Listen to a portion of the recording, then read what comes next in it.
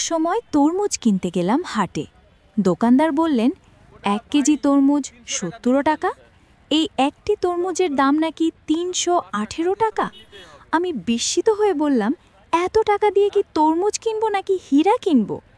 অনেক দর কষাকষির পর শেষ পর্যন্ত মাত্র 300 টাকায় তরমুজটি কিনে নিলাম। অবশেষে দর কষাকষি করে তরমুজ কিনে বাড়ি নিয়ে এলাম। এবার এলো তরমুজ কাটার পালা। ছুরি বসাতেই ভেতরে দেখা গেল লাল টুকটুকে রং, যেন মধুর মতো মিষ্টি। দিকে আমার ছোট্ট মেয়ে তরমুজ খাওয়ার জন্য খুশিতে লাফালাফি করছে। তার মুখের হাসি দেখে আমিও আনন্দে ভরে গেলাম। এবার শুরু হলো তরমুজ কাটার আসল মুহূর্ত। ছুরি আস্তে আস্তে বসতেই খসখসে খোসা ফেটে গেল। প্রথমে মাঝ বরাবর কেটে নিলাম, তারপর টুকরো টুকরো করে সাজালাম, প্রতিটি ফালি যেন রত্নের মতো লাল টুকটুকে।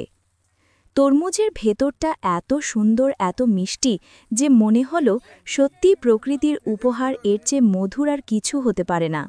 অবশেষে কাটা তরমুজ থেকে আমার মেয়েটি একটি ফালি তুলে নিল। লাল টুকটুকে তরমুজে এক কামড় দিতেই তার মুখ ভর্তি হাসি ছড়িয়ে পড়ল। খেতে খেতেই বলল, আহা কি মিষ্টি! বন্ধুরা, ভিডিওটি ভালো লাগলে অবশ্যই লাইক করবেন। আপনার মতামত কমেন্টে জানাতে ভুলবেন না। আরও এমন ভিডিও পেতে চাইলে আমার পেজটি ফলো করুন ও চ্যানেলটি সাবস্ক্রাইব করে পাশে থাকুন। ধন্যবাদ।